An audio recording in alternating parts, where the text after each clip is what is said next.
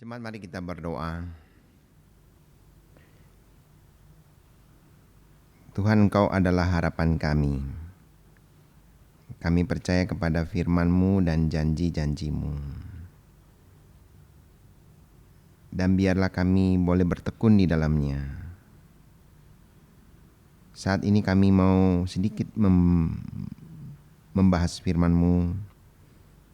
Kiranya lebih daripada apa yang telah dipersiapkan manusia, Tuhan, Engkau yang bekerja memberkati umat-Mu seluruhnya.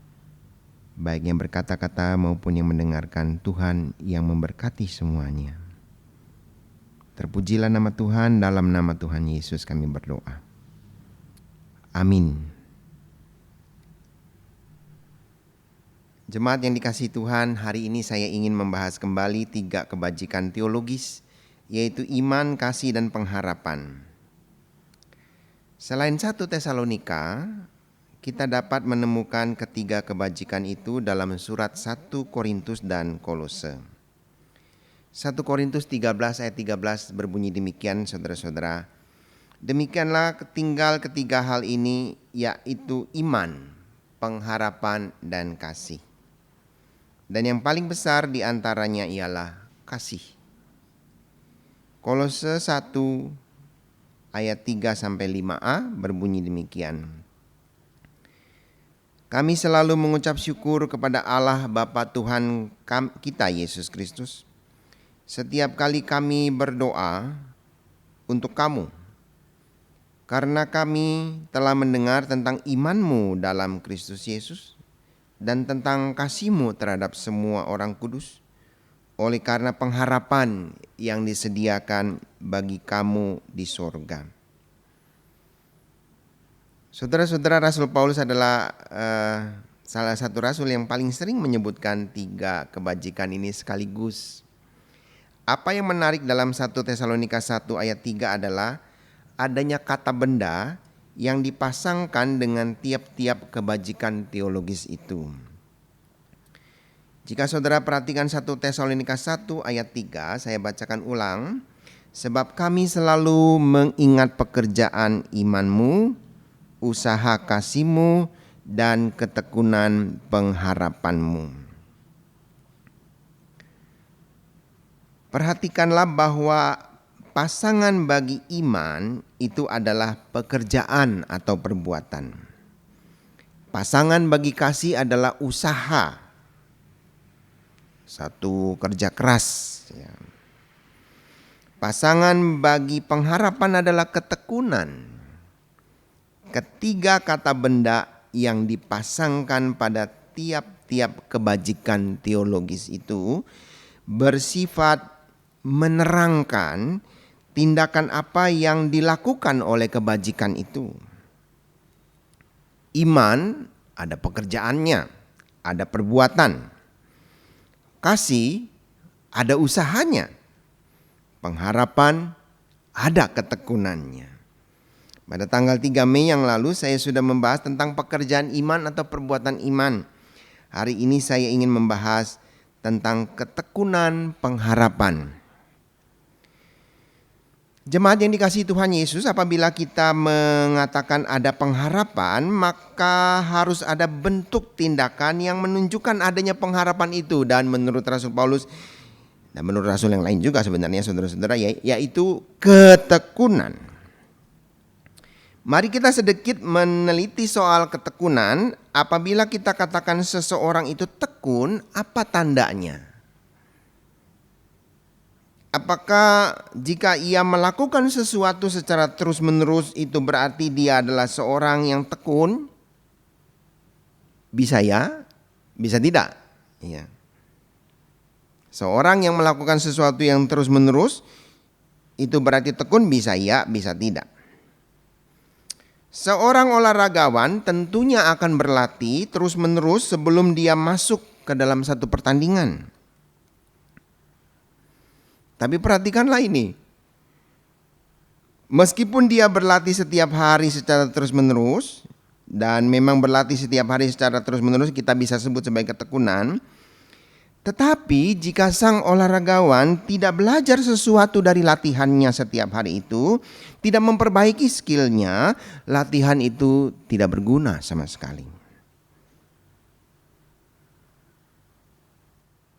Ketekunan bukanlah suatu siklus. Saudara, apa maksudnya saudara-saudara? Seseorang yang tekun itu bukan hanya melakukan sesuatu secara rutin, tetapi di dalam kerutinannya itu, di dalam keterusannya itu, dia memperbaiki dirinya di dalam kerutinannya itu. Seseorang yang mau menjadi master chef, ya, juru masak, dia rajin masak tiap hari. Tapi jikalau tiap hari dia tidak pernah belajar sesuatu dari kerajinannya itu, dia hanya menjalankan suatu siklus, bukan ketekunan.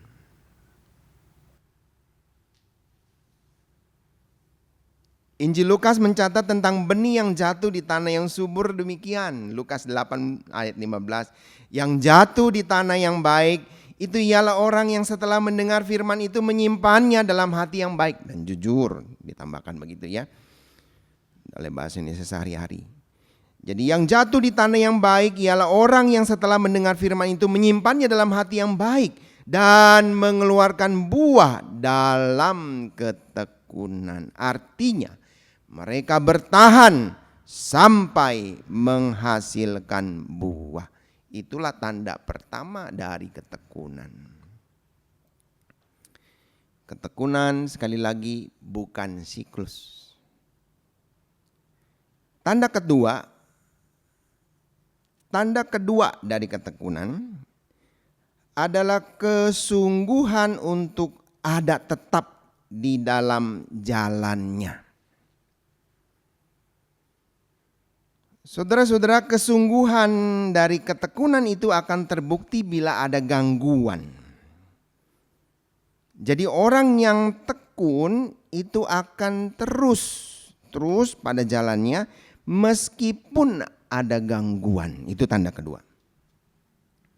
Rasul Paulus menuliskannya demikian dalam Roma 5 ayat 2 sampai 5a.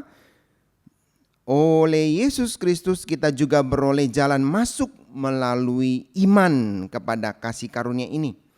Di dalam kasih karunia ini kita berdiri dan kita bermegah dalam pengharapan akan menerima kemuliaan Allah. Perhatikanlah saudara-saudara ayat yang selanjutnya. Dan bukan hanya itu saja, kita malah bermegah juga dalam kesengsaraan kita. Karena kita tahu bahwa kesengsaraan itu menimbulkan ketekunan. Ketekunan menimbulkan tahan uji. Tahan uji menimbulkan pengharapan dan pengharapan tidak mengecewakan.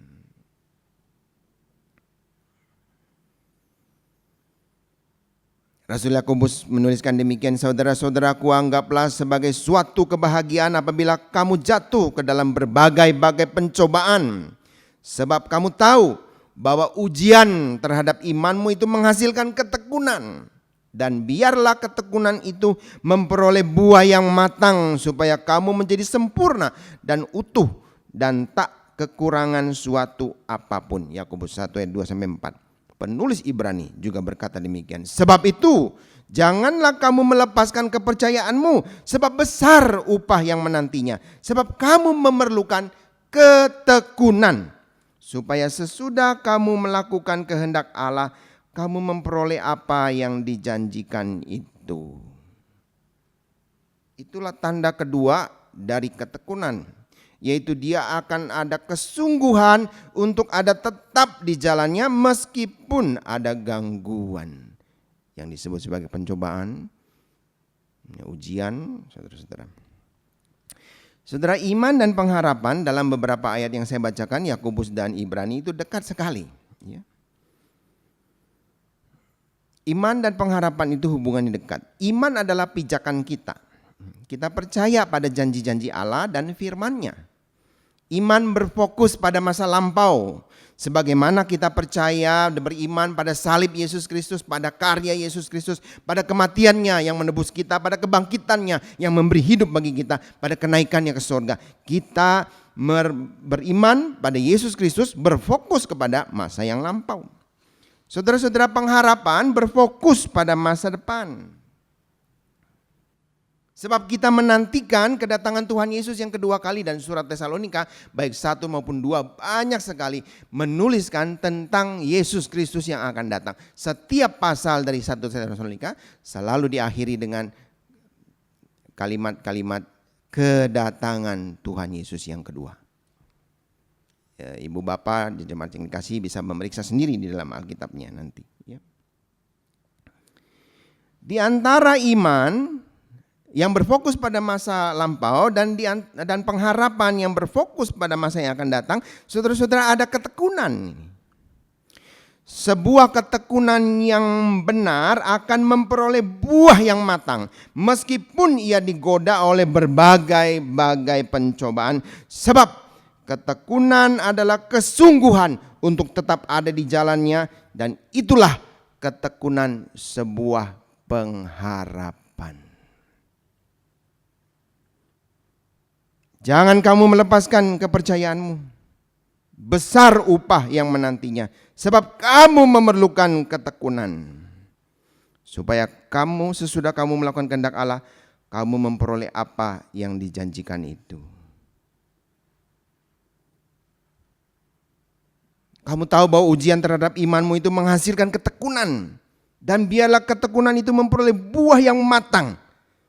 Supaya kamu menjadi sempurna dan utuh. Tak kekurangan suatu apapun.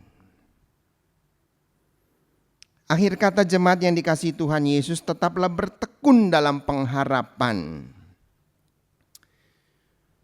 Saudara-saudara, janganlah COVID-19 ini atau efek-efeknya, dampaknya itu membuat Anda dan saya putus asa atau putus harapan. Bisa terjadi, saudara-saudara. Kita belum melihat efek yang akan bergulung, kita belum melihat itu. Kita juga belum melihat sampai kapan akan berakhir, kita belum melihat itu. Ya, belum melihat itu. Tapi mungkin saya memprediksi kita akan melihat satu-satu rubuh, saudara-saudara. Wahyu 14 ayat 1 sampai 13, saudara-saudara, kalau saudara punya waktu membaca di rumah, Wahyu 14 ayat 1 sampai 13 itu menceritakan tentang anak domba dan pengikut-pengikutnya serta pengumuman penghakiman atas Babel, dan dikatakan di dalam situ kalimatnya, sudah rubuh Babel, kota besar itu yang telah memabukkan segala bangsa dengan anggur hawa nafsunya, sudah rubuh. Saudara baca sendiri selengkapnya, saudara-saudara. Tetapi yang saya ingin angkat adalah Wahyu 14 ayat 12. Saudara baca Wahyu 14 ayat 1 sampai 13. Yang saya ingin angkat adalah Wahyu 14 ayat 12. Dituliskan di situ dengan jelas. Yang penting di sini ialah ketekunan orang-orang kudus yang menuruti perintah Allah dan iman kepada Yesus Kristus.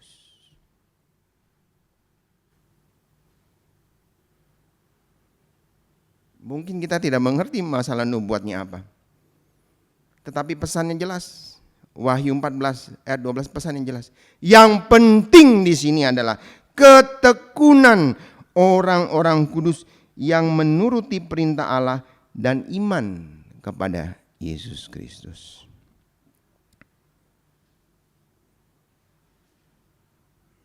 Saudara, kita bermegah dalam kesengsaraan kita. Kita bukan sombong, tapi kita bermegah dalam kesengsaraan kita. Karena kita tahu bahwa kesengsaraan itu menimbulkan ketekunan menimbulkan tahan uji menimbulkan pengharapan, dan pengharapan, Roma 5 ayat 5, tidak mengecewakan sebab Allah telah mencurahkan kasih-Nya oleh Roh-Nya yang kudus dalam hati kita.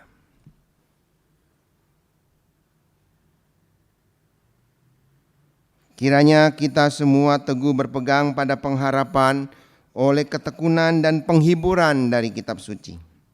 Kiranya Allah yang adalah sumber ketekunan dan penghiburan mengaruniakan kekuatan kerukunan kepada tiap rumah tangga dan gereja, sesuai dengan kehendak Yesus Kristus. Amin.